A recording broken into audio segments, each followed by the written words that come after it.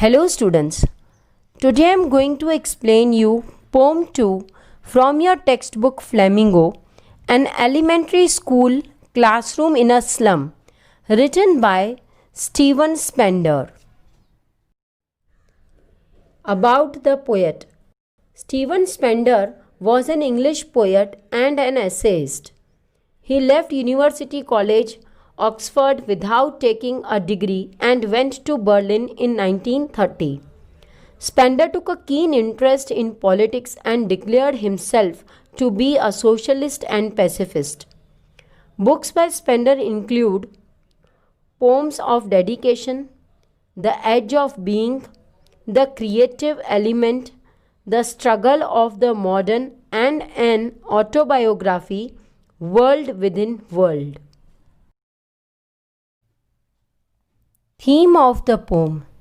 An elementary school classroom in a slum deals with social injustice and class inequalities. Spender has highlighted the life of poor children living in slums. He wants the life of slum children to be changed. He wants their poverty to be ended. He wishes them to live in healthier, hygienic and beautiful environment. The poor of slum are devoid of any opportunity and have become prey to social injustice.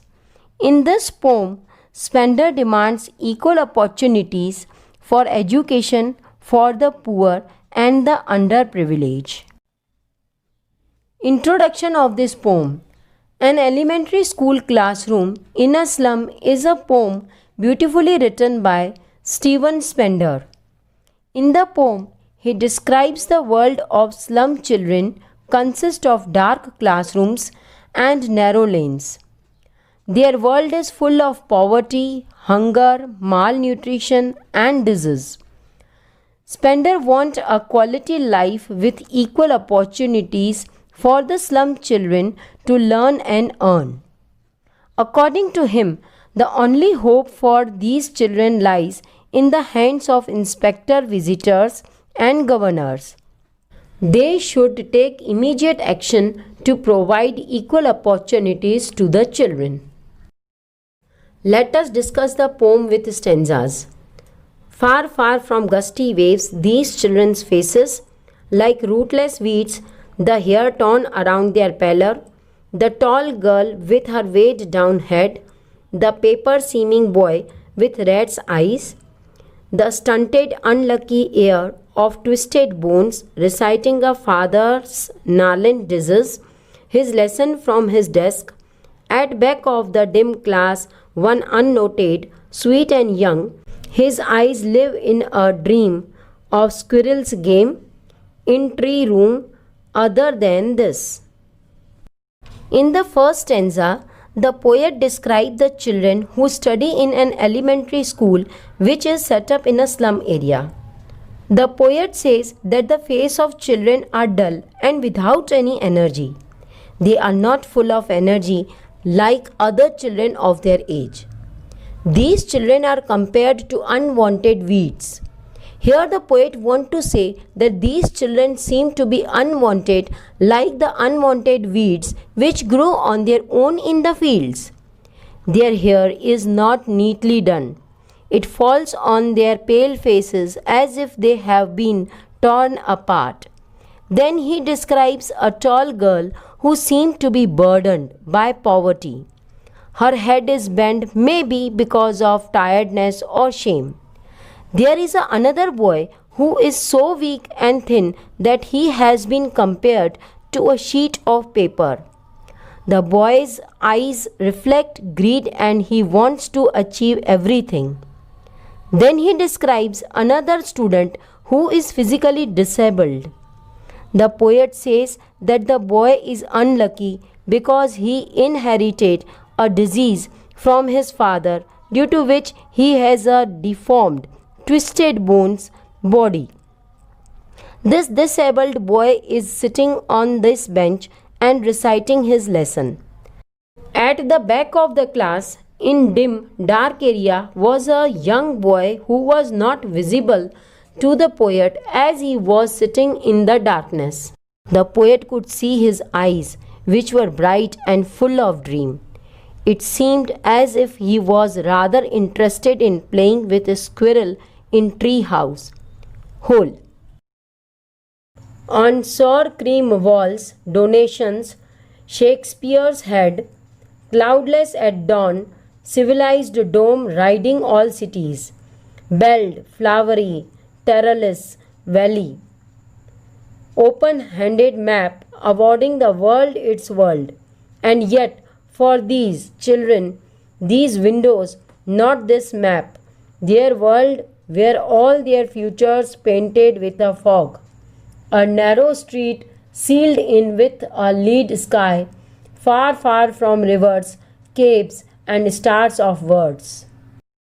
In this stanza, the poet describes the wall of the school. They are cream in color, like the color of sour cream.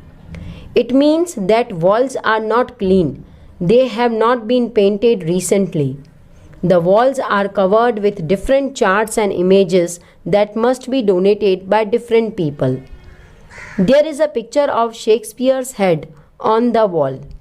His head looks like the rising sun at the horizon.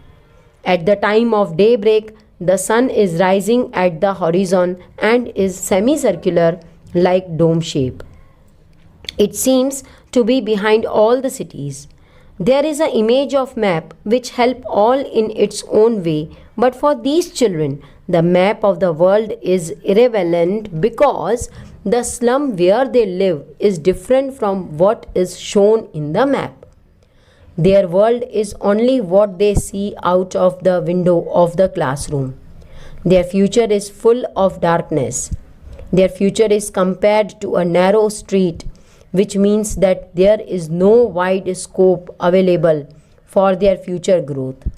These children are far away from the radiant light of knowledge and education. Surely, Shakespeare is wicked, the map of a bad example, with ships and sun and love tempting them to steal. For lives they slyly turn in their cramped holes, from fog to endless night. On their slag heap, these children wear skins peeped through by bones and spectacles of steel, with mended glass like bottle bits on stones.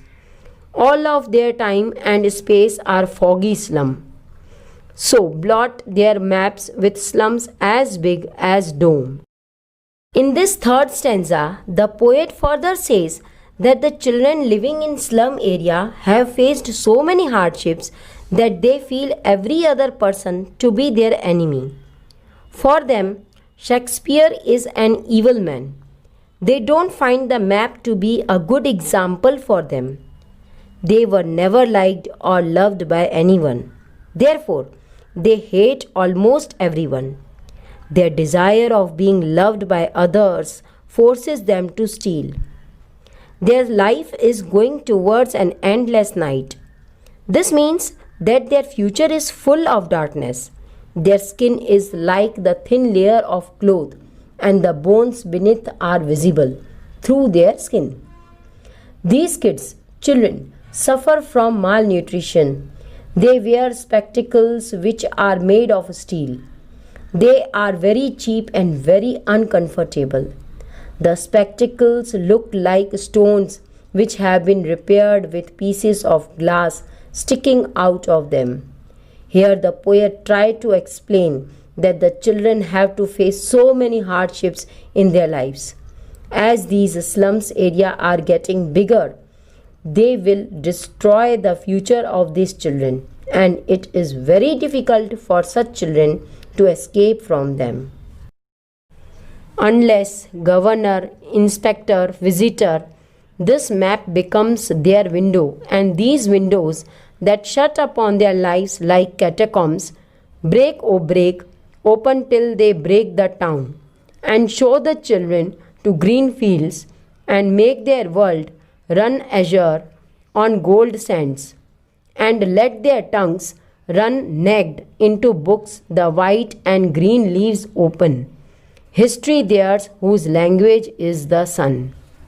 In the fourth stanza, the poet says that the government should take notice of problems being faced by these children.